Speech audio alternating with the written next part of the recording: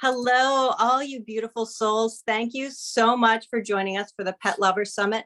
My name's Iena SpiritWalker, and today we have the amazing bonus speaker, beautiful Dawn Brunke.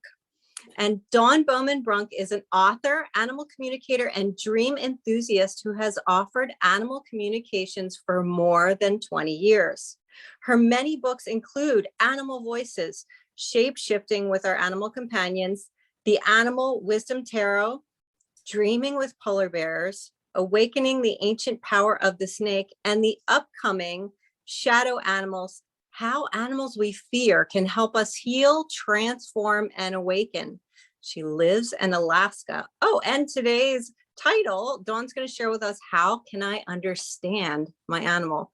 Welcome, Dawn. Thank you so much for being here today. Oh, thanks for having me. Woohoo!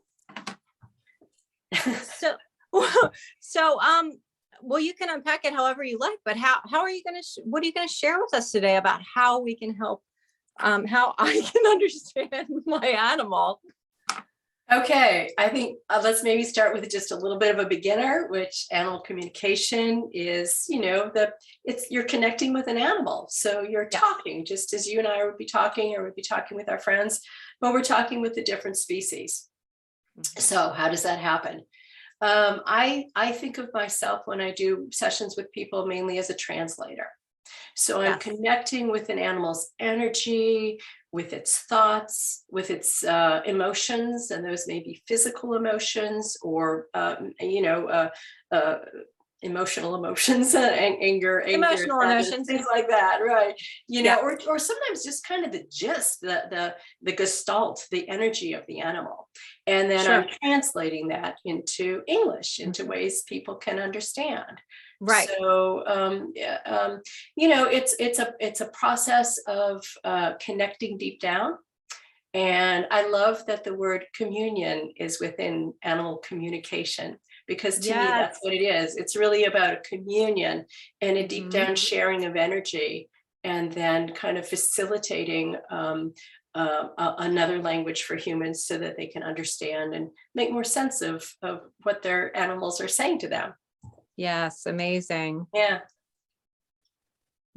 That is super cool. It is cool. Well, you do it too, right? Yeah, I do. And that's I think a question. I don't know if you've done workshops or not, but that's like one of the first questions that people ask. Can I do this? And I sometimes say, like, well, can you play the piano? It's like that. Some people are super gifted that way and it comes very naturally. Other people need to practice. So yeah, I do think this is something that is part of our birthright. It's part of who we are. We have this ability, I think it's been kind of shunted to the side in our culture of, oh, that's too strange. That's weird. We don't do that. But a lot of people do talk to animals as young children, and so it's something that kind of teenage years it gets put away, but then it comes back again. So really one of the key things that I teach when I do workshops is reconnecting with our deep self, because that's where it starts. True. I really don't think you can do great animal communication unless you're able to really kind of communicate and be honest and authentic and open with your deep self, with your deep psyche. So it has an added bonus feature in learning to do that, in learning to communicate with others. We really help ourselves. We learn to communicate better, more effectively, and more honestly with our own selves. So it's a good thing. It's good for us. It's good for our animals. It's good for the planet. Woohoo! Yes. Woohoo! Yeah. In one of my workshops, you're born with 6 senses, not 5. And I love your analogy with the piano, because when I first started learning about developing my psychic abilities and stuff years and years ago, I used to listen to Sylvia Browne on cassette tape. And back in the day, that was her exact analogy, was some people can play the piano, but not everybody can be like Mozart. Yeah. It's just everyone can do it. Everyone can do it. And I would also say, if you're called to do it, if you're watching this, if you're interested in it, it probably is something that's going to come a little bit more naturally to you and easy, because you have enthusiasm for it and a desire. And that's absolutely. Yeah, absolutely. That's beautiful. Cool. Yeah. What else can we do? Well, I was thinking in my first book, or maybe it's my second, Animal Voices, Animal Guides, I have a step, kind of 4 key steps of how to communicate. So I was Oh, thinking, yes, if please. people are listening, maybe that's probably what their biggest interest is how can I do Beautiful. this? So, and I've just broken down into 4 little categories so we can kind of make it easy and simple, even though when you do this, it's going to be organic and it's going to unfold in the way that's right for you. So this is Yes. just a template, huh? This is not a hard and fast rule. So the first step I call attuning, and Mhm. that's moving deeper into relationship. So it's really about calming your mind, tuning into a more quiet voice. You know, when people start doing this, so let's say you want to talk with your dog, I'm like, go play with that dog first, get it to, so it's in a calm state, and get Mhm. yourself in a calm state, get your, heebie-jeebies out of there. Get the heebie-jeebies out. Bring Yeah, yourself into a calm state. Yes. exactly. Let it roll, baby. And it's feeling the connection. So again, let's say it's with your dog, and you're just going to be sitting there with your dog or cat or horse or whatever. And you start to, as you calm, as you breathe, as you bring yourself down into your center, you start feeling that connection with your animal. Some people, for some people, it's heart to heart, mind to mind, body to body, however you want to do that. What you're doing here is sensing for the flow, for the connection, that goes back and forth. It is like breathing. It's very natural, Yes. organic. It's just a connection. And you really want to feel that, I always say that's your sacred space. That's where everything works from. So it's the most important step, in my opinion, is to get to that space of center and calm. Mhm. And once you get to there, we go to the second step, which is to begin the conversation, right? So, I always say, like, if you're feeling nervous about it, just tell your animal, this is weird for me. I'm feeling a little nervous, but I want to do that. this. Yeah. Or maybe you just say, I really want to learn to connect with you. Maybe you have a specific question. I would counsel, just say one thing at a time. You don't need to give the laundry list of everything you want to cover, right? Yeah, start simple. We just want to start simple and maintain that simplicity. Yeah, really keep it. I think it does help to ask a question, because you're inviting, you're opening an invitation to connection and to a meaningful conversation. So make it a question that means something to you. Not just how are you feeling today, although that's a good question, but something that really is important that you really want to know. Yeah. Okay, step 3 is listening and receiving. And this is where you really let go of everything. It's almost like you double down on step 1. You're attuning. No expectations, no doubts, no worries. You're just very receptive, very open, very relaxed. And I would say be patient here. Sometimes animals take a little time, just like humans, they take a little time to warm up to us and give us their things. The important thing in this stage, I don't like to say don't do this, but it is. But don't do it. It's let go of the chatter, right? It's let go of your thinking, of your worrying. Perhaps this is one of the most difficult thing for some humans, in our culture right now, because we're always thinking, doing, how's it going to work? Okay. Gotta let that all go. Because how can your animal hear you? How can you hear your animal if you're just chattering, right? So again, it's about reconnecting with that or maintaining that really deep, sacred, calm space. Yes. Opening yourself up. How do you receive? You might receive in images. Sometimes I get a little movie, inside my eyes. Sometimes I'm actually seeing through the animal's eyes. Sometimes you'll get thoughts or feelings. Here comes the dog. There you go. You get thoughts or feelings. If you're doing, let's say, if you're worried about, or if you're inquiring about physical, maybe you'll feel it in your physical body, a little ache in the shoulder here that your dog has, or, things like that. Yeah. Yeah. And sometimes you get the whole gestalt. Sometimes I'll get just a whole whoosh of information. And wow, that's it. And you're kind of knowing everything about what that animal wants to tell you.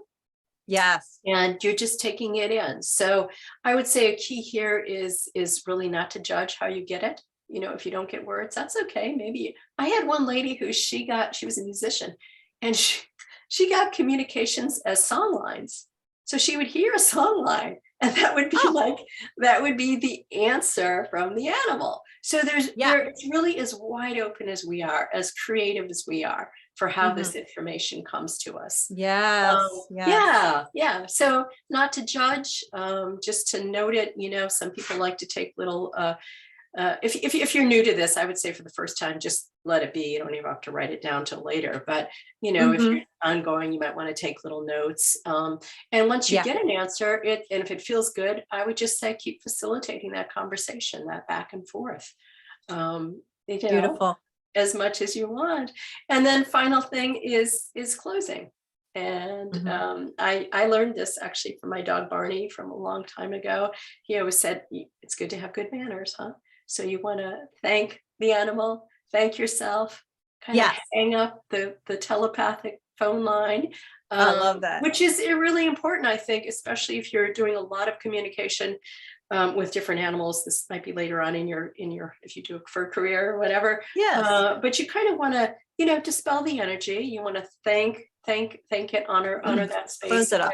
And then close it up, because you don't need to be holding on to energy from anyone but yourself. And then at that point, you can take notes, you can write down, you can kind of ground yourself. I'm a big believer in taking notes, just jotting down things, because that kind of brings that experience into a concrete reality, huh? Something that you can remember and build on in the future. Yeah. That's beautiful. Yes, I'm very old school that way too. I like to write stuff down. Yeah. I think it's helpful. I mean, I'm big on dreams too. And I always think that a dream journal is really helpful in that regard, because again, we're taking it from that abstract, metaphorical, visual world into a more concrete place and helping ourselves. That's beautiful. We're also giving giving kind of that animal communication spirit, the notion that we're interested in this and we value it and we want to use it. So it is a good habit. I mean, it's not required, but if it works for you, that's great. Yes. And I love that you are reminding us that everybody's communication style is different, and we can all get, images, thoughts, feelings, emotions, song lyrics. All of the above. Right. And it's really, I love that. It's especially when people are first learning, because I think it's challenging maybe for some of us not to compare ourselves to other people, the way other people do it, the way other people are receiving. They're so much better than me.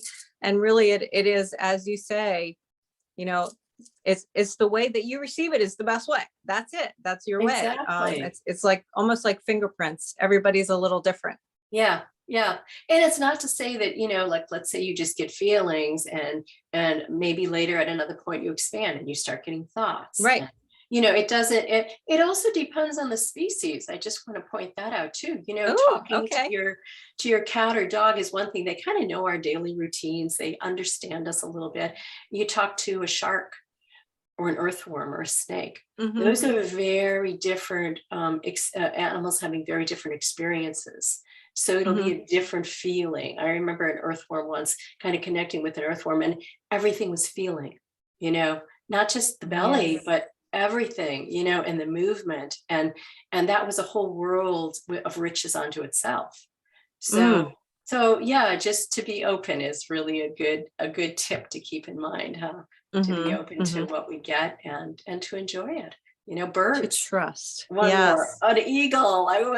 I once joined the eyes of an eagle and saw below, and it was, it wasn't, I could tell it wasn't my imagination, because the way I saw was qualitatively different. It was a little bit more telescopic in the skull, very sharp. And I was like, wow, I would love to see like that all the time. That's amazing. Yes. Right? So it's animal communication is also educational for us. I think it helps remind us that, the way we see the world and the way we understand the world is not the only way. It's just one way. Yes. So, a bit of a block there. We think we're the bomb, but many more animals have way expansive different ways of seeing and being in the world. So and I love that. Just for me, and I think you might agree too. It's a great reminder to us that we're all connected. We are all connected. Yeah. It's not, I mean, I don't want to say this condescendingly, but it's not that complicated, meaning we're born with it. And it's just a matter of like reusing that muscle and figuring out how it's supposed to work. Yeah. It really is, as you say, our birthright. We're all connected and we're all brothers and sisters. And yeah, pick up the phone. Pick up the phone. Hello. I love you. Exactly. That is what it is. I love that.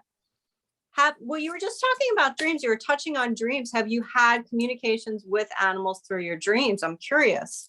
Yeah. In fact, I wrote my book, Dreaming with Polar Bears, is all about connecting often with lucid dreams, which are dreams in which you're awake, you're aware that you're dreaming, with bears, with a specific bear in the Arctic, and also with what I call the Council of Spirit Bears, which are spirit-based bears that were conveyed that they're responsible for the human bear connection of dreaming, which used to be a very old, honored shamanic,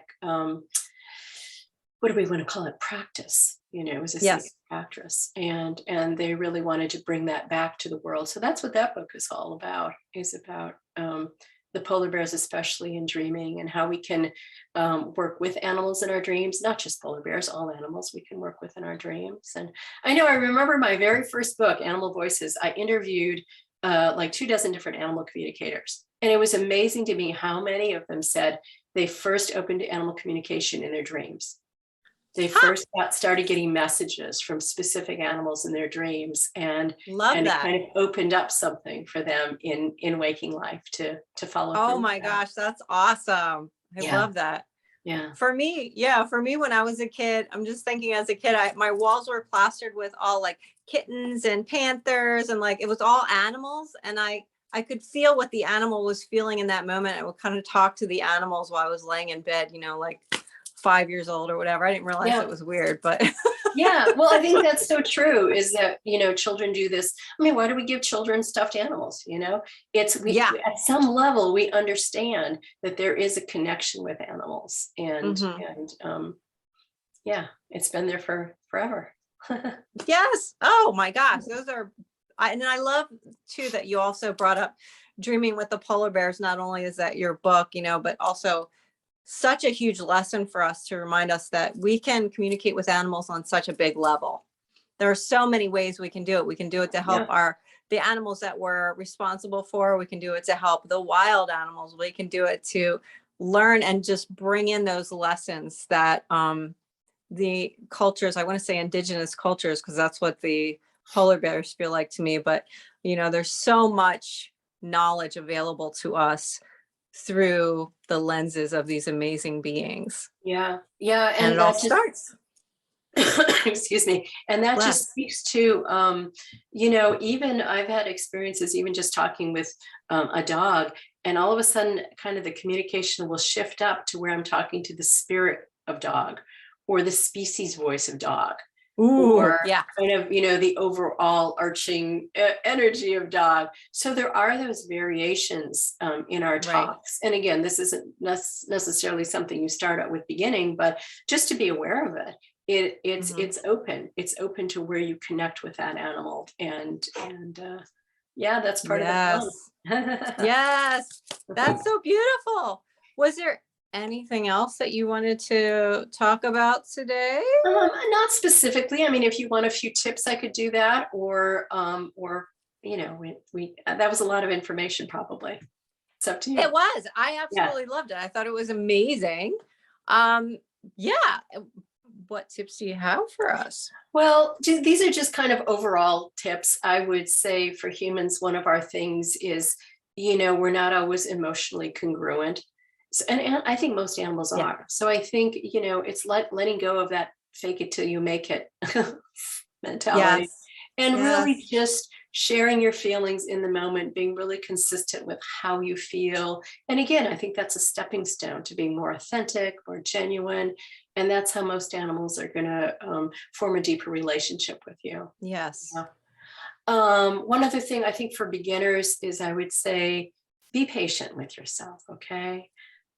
If you don't Huge. get anything, that's okay. It's okay to write down in your paper, I didn't get anything this time, better luck next time, right? Yeah. It's okay. And sometimes animals, it's almost, I don't want this to sound the wrong way, but it's almost like they're testing us in some way to see how open we are, how willing we are to Sure. kind of be uncomfortable, because not Yeah. getting something can feel uncomfortable. Mhm. So, and some animals are like humans, like I mentioned before. It just takes them a little while to warm up to us, to hear us. So Mhm. really, really let go of expectations. And one other tip I'd say is, if you find yourself in that space where all of a sudden the conversation isn't flowing, or you're not getting anything and you're feeling frustrated, go back to part one, attune. That's your Yeah. safe space again. Just bring it back to the foundation, bring it back to that really calm space in yourself. Maybe it just turns into a meditation session with your animal, and that's okay. Ooh, That's I just love fine. that. Yeah, yeah, Yes. yeah. Oh, Dawn, you have brought some amazing knowledge to us today. That is so cool. Thank you so much. You're Um, welcome. Nice I talking with want to you. know, Yeah. how can people find you? What is the name of your website, please? Yes, my website is animalvoices.net. So Okay. And www.animalvoices.net. there is going to be a link below as well. I am going to put Okay. it on the video, but it will also be in the link below. So it's super easy for you guys to find Dawn and communicate with her. And yes, thank you so much for You're being part welcome. of the Thank you. Pet Lover Summit. And thank you everyone for joining us today. I really wish you guys all the best and good luck in your animal communication. So much fun and so much to think about. Lots of homework, you guys.